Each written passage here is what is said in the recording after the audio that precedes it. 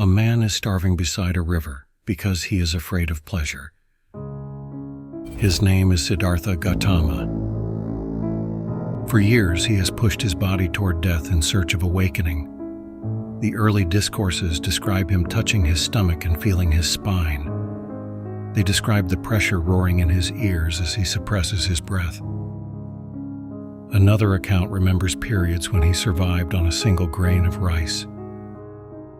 He has mastered the highest meditative attainments his teachers kept. None of them set him free.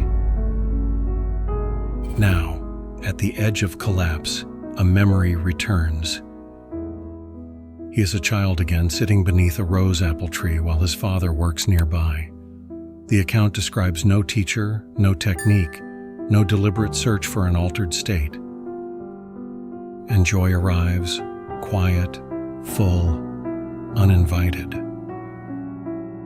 The discourse records the question that changed the direction of his life.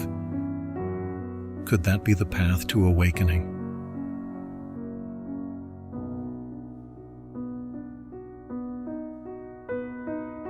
The state he remembered had a name, Jhana. The early texts map 4 ascending stages of it, each defined by what falls away. And 25 centuries later, Buddhists still cannot agree on what these states require. Some teachers say genuine jhana shuts down the external senses completely. Others say awareness of the body remains. A third reading holds that absorption and insight were never separate at all. Each finds evidence for its position in the early texts. The argument runs today, in meditation halls, in academic journals, under laboratory electrodes. So what did Siddhartha actually remember beneath that tree? And why did it become one of Buddhism's longest arguments? To answer that, you need to see what he had already climbed.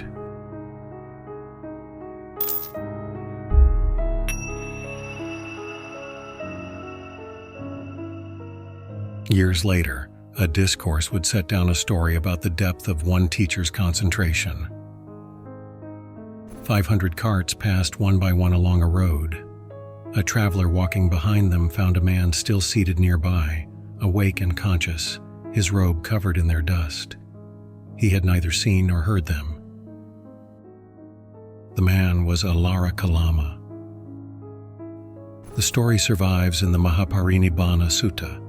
For some renunciant communities of that era, this was the mark of extraordinary mastery, consciousness withdrawn beyond the reach of ordinary sensation.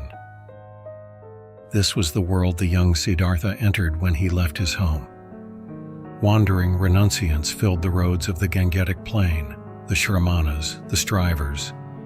They had abandoned houses, families, and names to solve a single problem, the mind's bondage to suffering. Siddhartha went to 2 renowned teachers. Under Alara Kalama, he reached the teacher's own summit, a formless dimension called the sphere of nothingness. Alara offered him equal standing. Lead this community beside me. He declined and went further.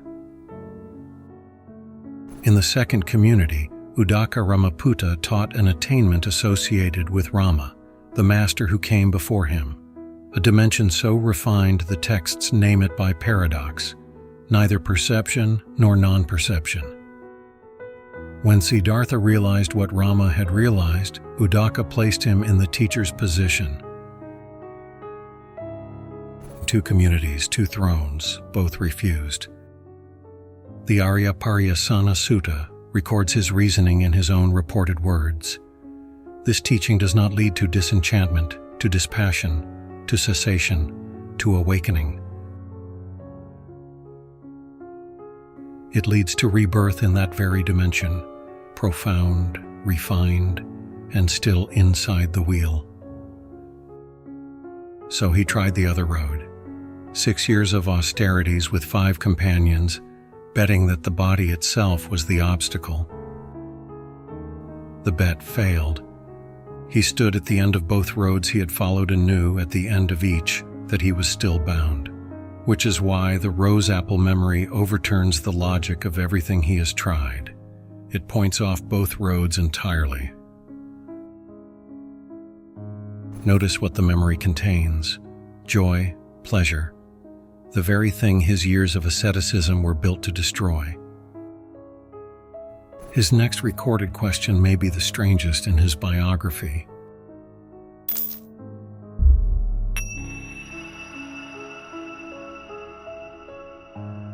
The Mahasacaka Sutta records him asking himself, "Why am I afraid of that pleasure?"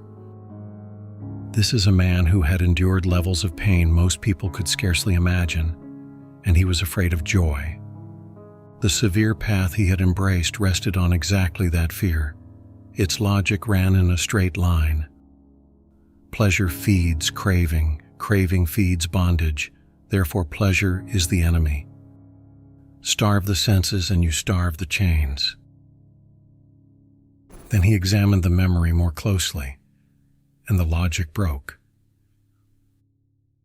The joy under the rose apple tree was not born from sensual pleasure. Nothing had been acquired, consumed, or won. It arose from seclusion, unconnected, the discourse says, with sensuality or with unskillful states. His conclusion, set down in the text, there was no reason to fear a pleasure like that.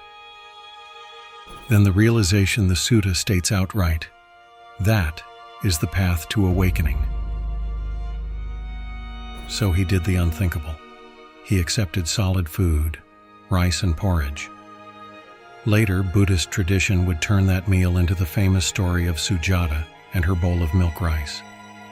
The early discourse says simply that he ate. His 5 companions watched him do it. In the account the texts carry, their judgment was immediate. This man had gone soft, had returned to abundance, had abandoned the struggle. They walked away in disgust and left him alone by the river. They could only see betrayal. He had seen a doorway.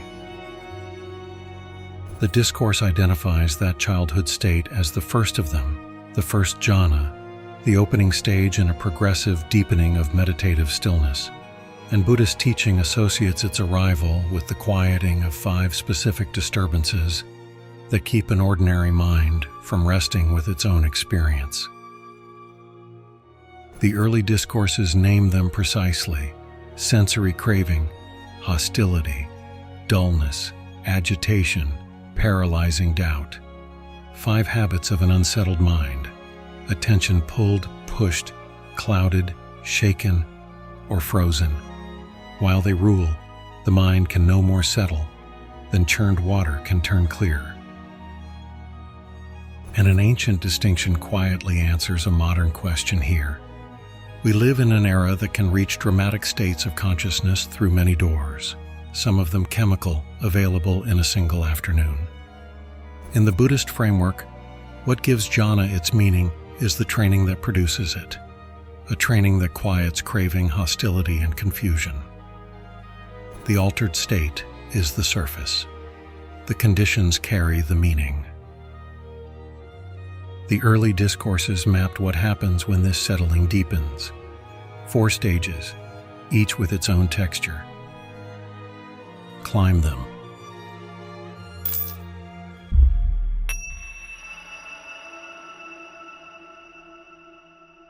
The strangest property of this ladder reveals itself immediately. You climb it by dropping things. Every stage upward is defined by what falls away from the one below. By the 4th stage, even pleasure has been set down, and the texts present what remains as an exceptionally refined form of well-being. The discourses describe each stage twice, once as analysis, once as a simile so physical you can feel it. The Samanyupulu Sutta carries the full set. Taken together, the images show a clear progression, and it deserves to be heard aloud. The First Jhana. Secluded from sensual desire, secluded from unskillful states, the meditator enters a stage where 2 mental movements remain, vitakku and vicharu, often translated as directed and sustained thought. Attention still places itself and holds. With them arise 2 qualities the texts are careful to distinguish. Piti, rapture, the energizing thrill, the rush of uplift, and Sukhu, the steadier pleasure and ease beneath it, what remains when the thrill settles. Both are born of seclusion, of the sheer absence for now of the five disturbances. The simile, a bath attendant kneads powder with water until moisture reaches every grain. Nothing dry inside, nothing dripping out. The image still contains an act of working and combining. The Second Jhana. The directed movements fall silent. Early texts associate this stage with a phrase worth remembering: noble silence. Some modern practitioners describe the shift as the end of inner verbal commentary, the narrator gone quiet. Piti and Sukhu remain, and their source changes. Born of stillness now, born of unification. The simile, a lake with no inlet, no stream, no rain, filled entirely by a spring welling up from below. One aside worth holding on to. In the Samyutta Nikaya, the monk who receives the teaching on noble silence is Moggallana. Remember that name. It returns. People sometimes brush against the outskirts of this territory by accident. Elite climbers and athletes describe a zone where self-talk stops and time turns strange. The resemblance ends early. Their states are organized around action, while jhana develops through stillness and seclusion. Yet the silence itself, they would recognize. The Third Jhana. Now Piti itself is released. Its energetic intensity registers as coarse beside the quieter contentment that remains. What stays is Sukhu, pleasure without excitement, held in equanimity and clear awareness. The discourses give this stage the tradition's most understated praise. Equanimous and mindful, one abides in pleasure. The simile, lotuses born and growing in the water, saturated with coolness from root to tip. The Fourth Jhana. Pleasure and pain are both set down, gladness and grief have already faded.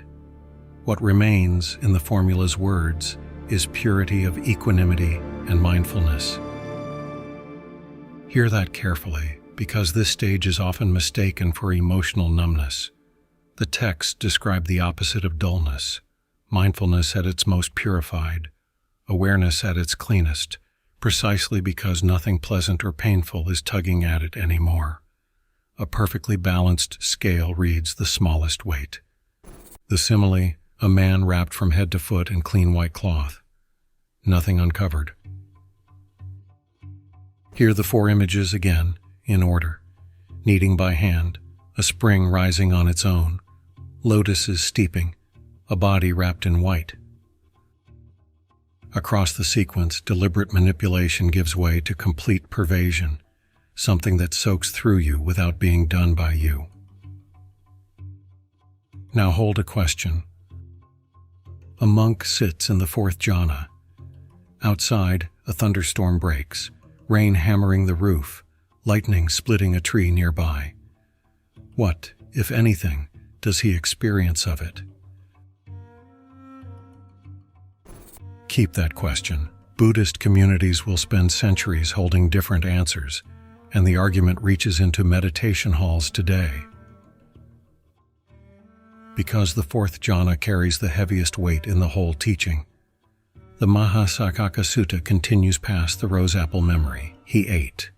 He recovered his strength. He sat beneath a tree at Uruvela and, in the account, ascended these four stages through the night. The formula then describes the mind that emerged: concentrated, purified, bright, pliant, steady, imperturbable. And he directed that mind toward knowledge, past lives, the rise and fall of beings, and finally the knowledge that ended his bondage. Mark the sequence because it corrects the most common distortion of this teaching. The texts place the awakening after the Fourth Jhana, launched from it. the platform steady enough for a mind to finally see what it had always looked away from. In our video on the 4 stages of enlightenment, we place the jhanas briefly inside the larger architecture of the path. This is the room behind that door. The 2 roads Siddhartha had followed demanded ever more mastery, more deprivation. The remembered path began with release, and its boldest claim follows. The most refined happiness available to a human being is reached by putting happiness down. 4 stages. So what are the other 4 the later schemes count? You have already met them. They were the summit where this story began.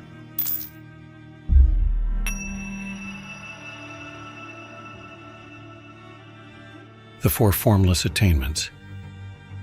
The sphere of infinite space, where the perception of form dissolves and awareness opens onto boundlessness. The sphere of infinite consciousness, where attention turns from that boundless space toward the consciousness that knew it. The sphere of nothingness, Alara Kalama's summit.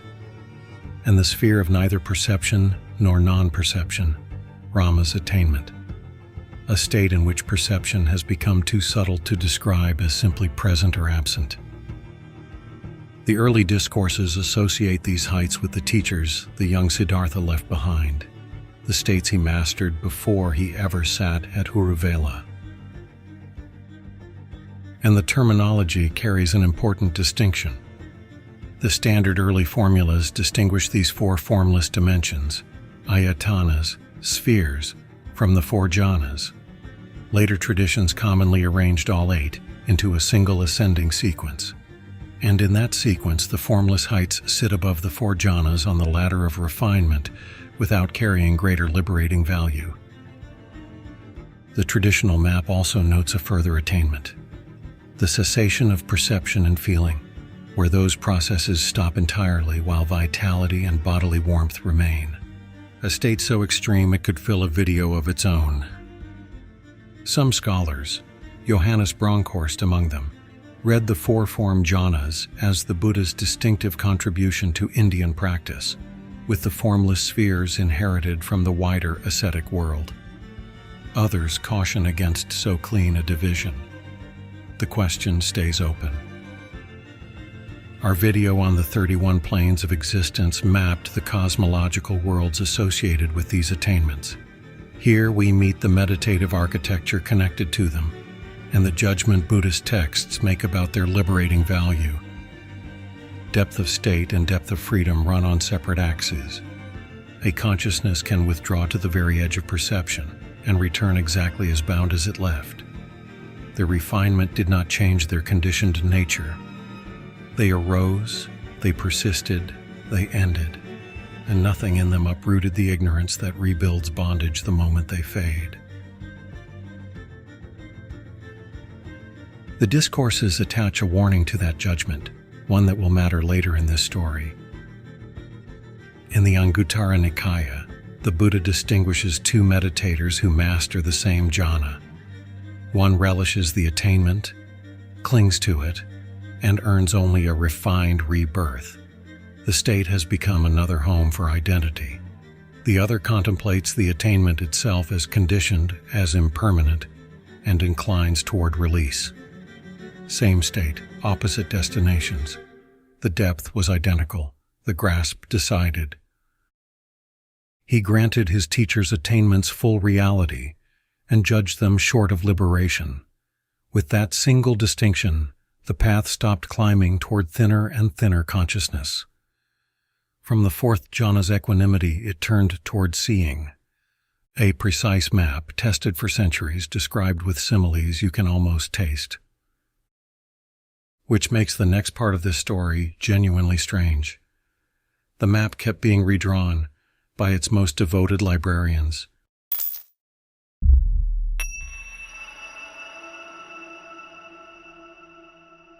Follow the word itself. Jhana in Pali, dhyana in Sanskrit. Carried along the Silk Road into China, the word became Chan. Carried across the sea into Japan, Chan became Zen. The linguistic lineage is direct. the most famous meditation name on earth, descends, syllable by syllable, from the states this video has been mapping. The schools called Chan and Zen would develop their own very different understandings of meditation. The name itself never changed hands. Zen is Jhana, carried across 15 centuries in 3 languages. In English, jhana is commonly translated as concentration, or increasingly, absorption. Whether either word describes the experience or quietly reshapes it is the question this chapter opens. Because as the word traveled, its meaning was traveling too. The layers accumulated slowly. The suttas describe the jhanas through similes: bath powder, spring water, lotuses, white cloth, embodied, felt. The Abhidhamma, the great analytical project of early Buddhist scholasticism, examined meditative experience through increasingly detailed accounts of mental factors and their relationships. Then in 5th century Sri Lanka, the scholar Buddhaghosa gathered the accumulated commentaries into a single manual, the Visuddhimagga, the path of purification. He worked faithfully from what he inherited, and his synthesis became one of the most influential meditation manuals in Theravada history. Within that synthesis, jhana carried an entrance architecture the discourses never spell out: preparatory concentration, access concentration, full absorption, a graded sequence of gates, and as the scholar monk Henepola Gunaratana has documented, the vocabulary for those gates appears in the commentaries, never in the canon itself. Kusina practice, using visual support such as earth or color discs, appears in canonical lists. The manual develops it into one of its most systematic routes to absorption. Different vocabulary does not prove a different experience. The commentators may have been describing exactly what the suttas describe, with finer instruments. But the practical effect, accumulated over centuries, is documented. In some influential commentarial lineages, jhana came to mean a very deep absorption. External senses fully withdrawn, long preparation, an explicit and demanding threshold. Was the discourse era experience gentler than that? Could a mind in jhana still hear the world? Buddhist communities were already arguing about this, astonishingly early. The Vinaya literature describes a dispute about Moggallana, one of the Buddha's 2 chief disciples, the same monk who received the teaching on noble silence. Moggallana told the community he had heard elephants trumpeting while abiding in imperturbable concentration. The monks concluded his account could not be true, and accused him of falsely claiming a superhuman attainment, a charge that, made knowingly and falsely, could mean expulsion. The Theravada account preserves the Buddha's ruling. The concentration was genuine and not fully purified. No offense. Parallel monastic traditions kept the same episode with different resolutions. In some versions, Moggallana had briefly emerged from the attainment when the sound reached him. The episode leaves the question of sound and absorption open. It demonstrates something older and more valuable. Buddhist communities were already holding different answers to this exact problem, in an early dispute carried down through the Vinaya traditions themselves. The ambiguity is already present at the roots. Carry the thread one step further. When Burmese reformers built mass lay meditation in the 19th and 20th centuries, they inherited this unresolved question. Must full absorption come first? Their insight-led systems became one of the major foundations of the global Vipassana movement. We told that story in our last episode. So no one stole jhana. Successive generations made one interpretation increasingly precise, increasingly authoritative, and increasingly difficult to mistake for ordinary calm. Precision preserved the teaching. and narrowed the doorway through which later practitioners understood it. There the matter might have rested, but in the late 20th century, a growing network of teachers, translators, and scholars began comparing the commentarial manual directly with the discourse accounts. The discourse formulas and the commentarial system could be read as setting different thresholds for the same word. The dispute that followed has a name.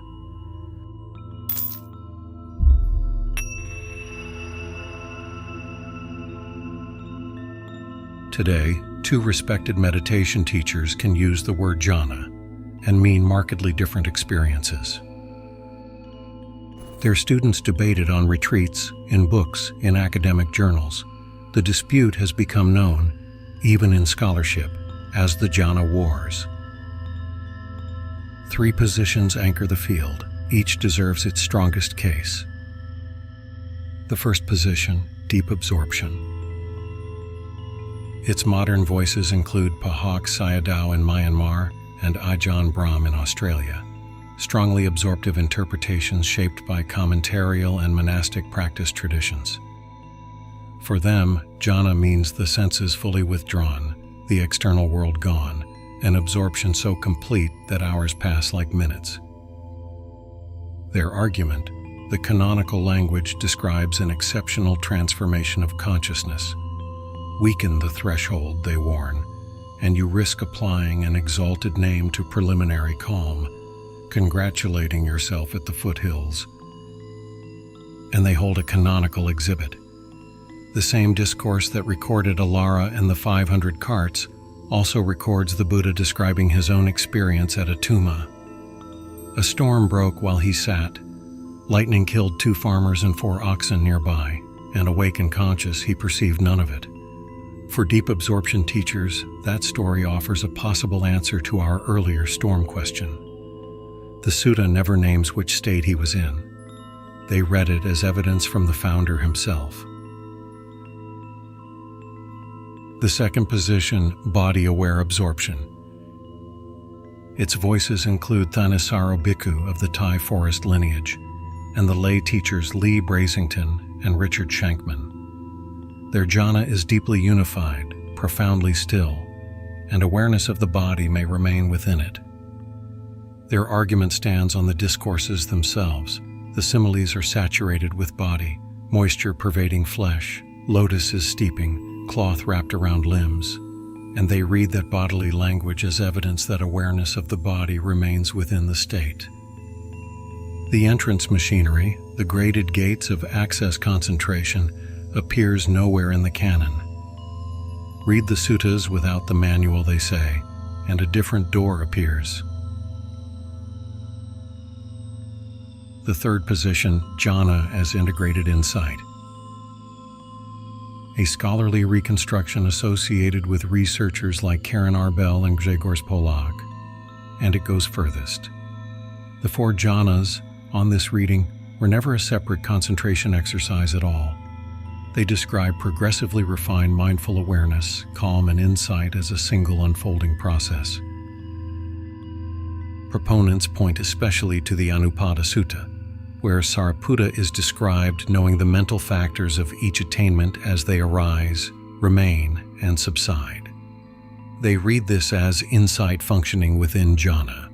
Critics argue the passage does not resolve exactly when or how that discernment occurred. The reconstruction remains contested, and its advocates say so. 3 anchor points on a spectrum. Teachers within each position disagree among themselves. Modern neuroscience has added another kind of evidence. Early studies relied on individual adepts. Newer EEG and imaging work is beginning to include groups of experienced practitioners, reporting unusual patterns during states the meditators identify as jhana. The samples remain small. No universal neural signature for the 4 stages has been established, and the findings still depend on practitioners naming their own states. The laboratories entered a debate they could measure but not settle, which raises the real question: why does this dispute burn so hot? Remember the two meditators from the Anguttara Nikaya, same state, opposite destinations, and the grasp decided. The debate itself can become another object of attachment. An extraordinary experience turns into a definition. The definition becomes an identity. The identity needs defending. Sincere practitioners on every side would recognize the mechanism. Their own texts diagnosed it first. Step back far enough, and the war changes shape entirely. The question that hangs over this whole history, how did the practice at the center of the path become so contested, has an unexpected answer. The contest is the vital sign. Jhana is taught today on several continents by rival lineages, under laboratory electrodes, argued over with real heat. Traditions only fight over living things. Which leaves the question underneath everything, the one this story has circled since its first frame. What did the memory reveal that mastery had concealed?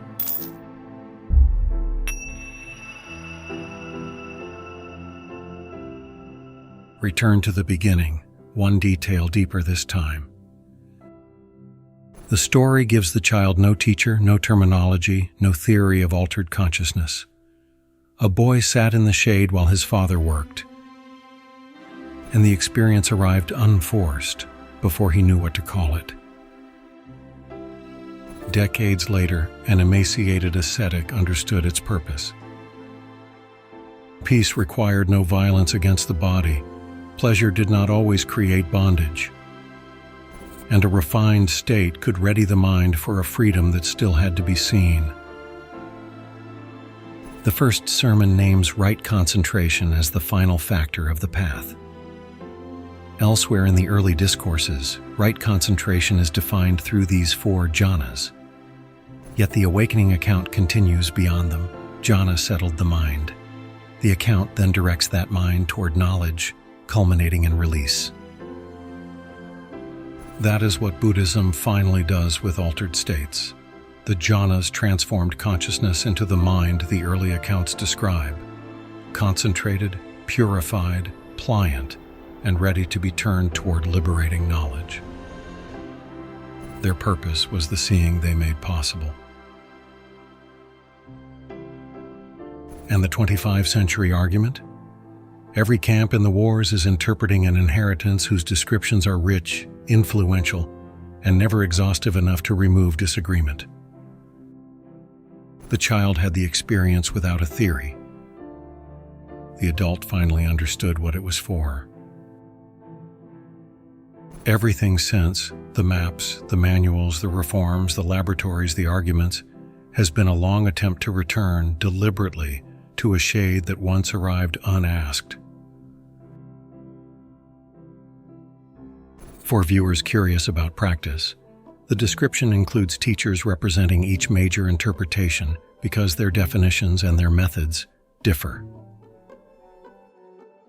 Tell us in the comments, of the 3 readings, deep absorption, body-aware absorption, or jhana, as integrated insight, which do you find most convincing?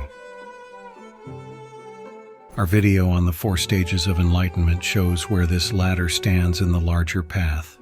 The Vipassana episode tells the story of what grew alongside it. Stay curious, stay wise,